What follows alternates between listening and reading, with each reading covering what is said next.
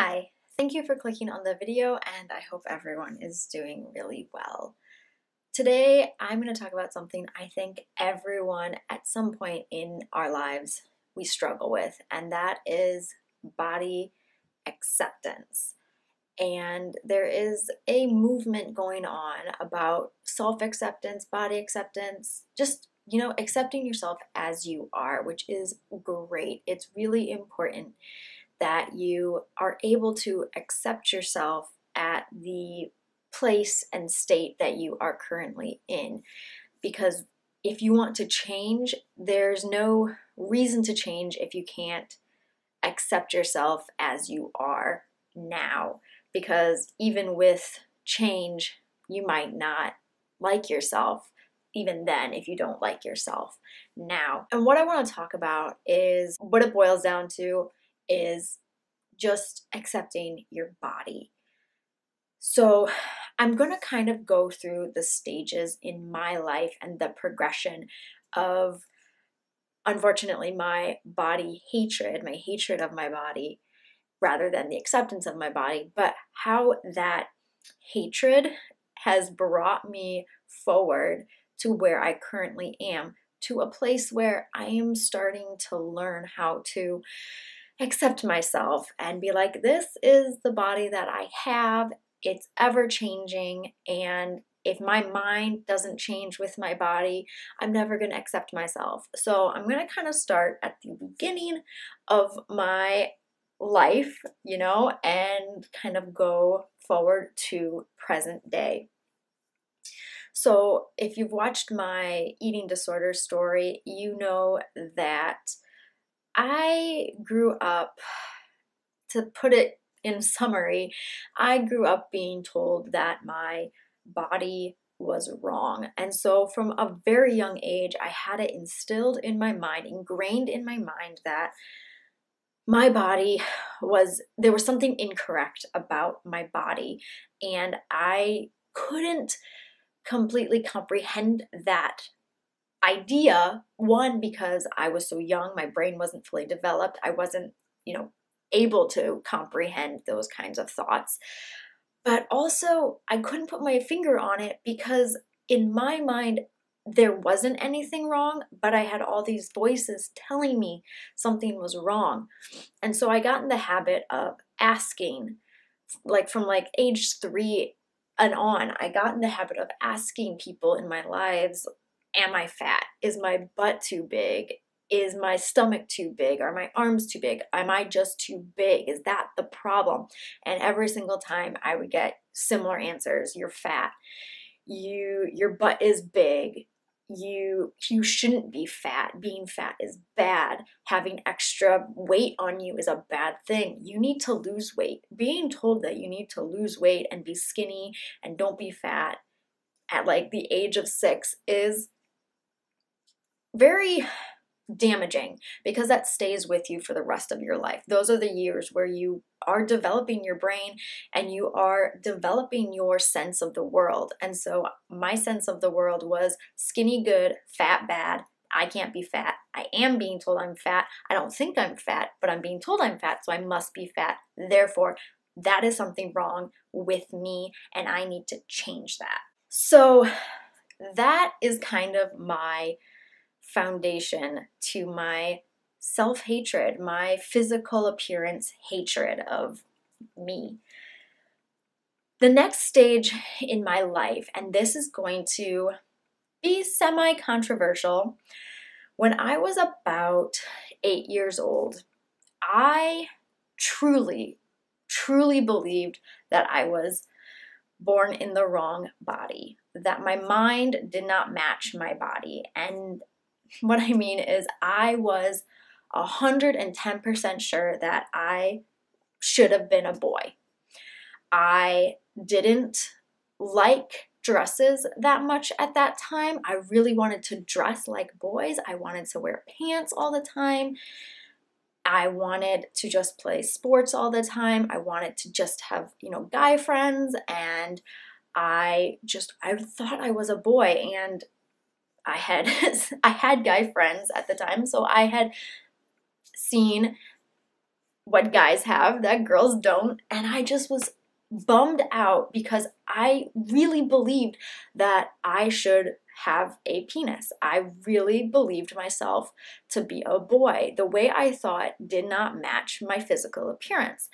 Now, I believe now that I'm older, looking back on that, I think that really came from being told from such a young age that my body was wrong.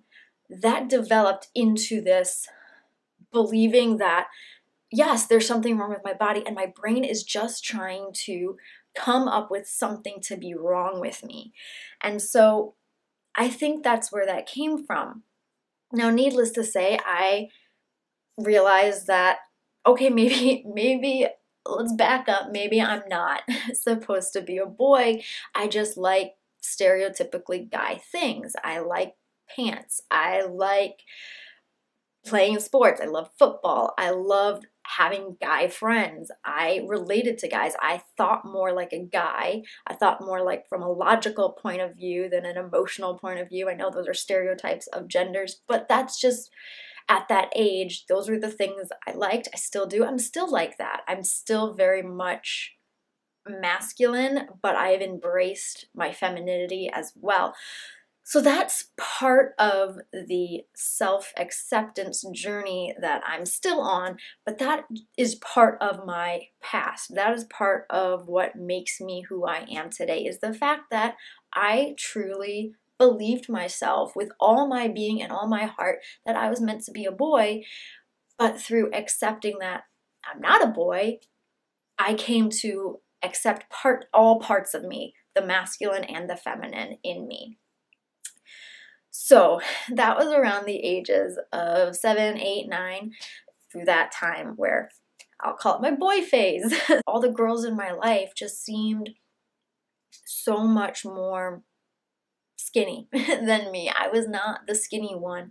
I was the chunky one, the chubby one, and I was teased a lot for that. And I was told a lot of the time that I couldn't be friends with the pretty popular skinny girls because I wasn't like them. And so again, this is the reinforcement of the idea that there is something physically wrong with me and that I can't be accepted and I can't be loved and I'm not worth it. I'm not good enough to have friends because of my physical appearance. So this constantly reinforced the idea that my body was incorrect, intrinsically incorrect. And it was around this time, this age, middle school, is when I started to really develop the physical symptoms of an eating disorder, the restriction, the eliminating the limitations and everything like that. The more I restricted with my eating, the more weight I would lose.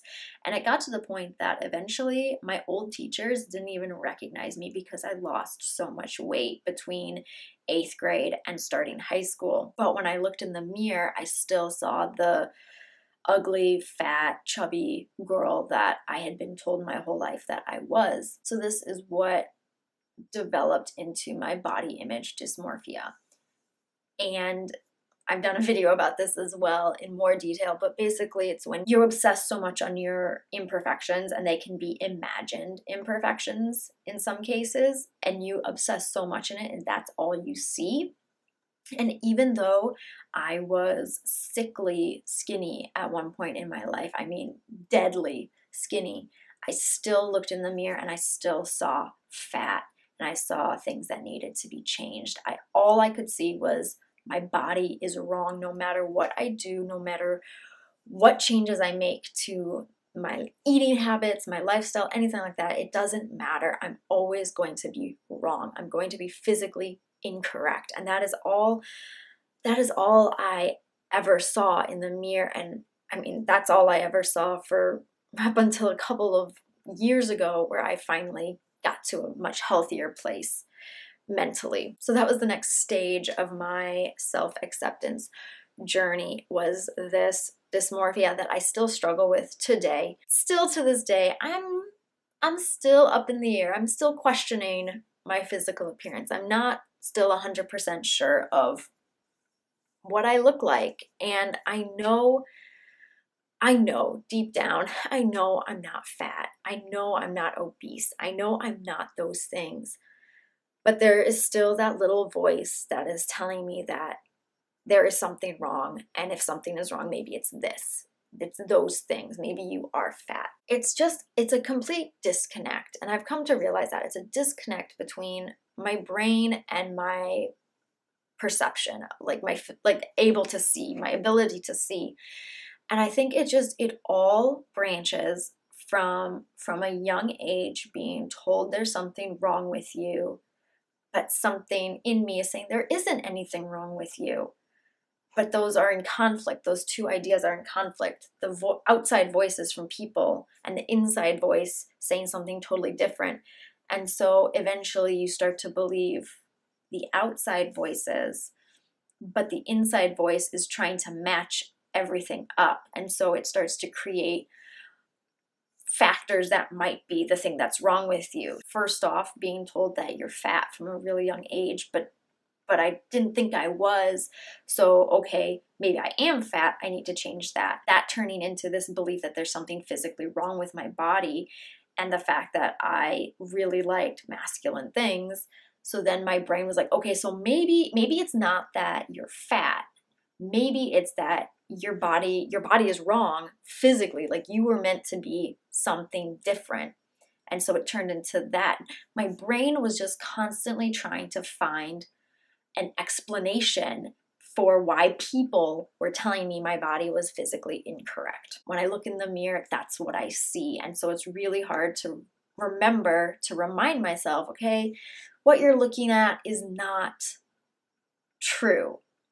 What you're looking at is just what people have ingrained in you to be true, and it's not physically true. I am happy to say that there are very brief, but they happen, these occasions where I'll look in the mirror and I'll have the dumbest little smile on my face, because for just a few seconds, I literally get to see what other people see. It's almost like something switches off in my brain or something switches on, and it's suddenly like I have a new pair of eyes and I see myself as other people see me, and I'm like, dang, I look good. And I have to hold on to those moments because they are very brief and they're very rare, but I have to hold on to them because that is me, and I got to see myself, and that's really exciting. It sounds so stupid, but it's really exciting to be able to see myself for the first time in 20 some years and actually get to see myself as I truly am. Oh God.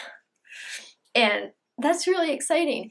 And it happened like truly for the first time, like a month or so ago, it happened. And I was like, oh my God, there I am.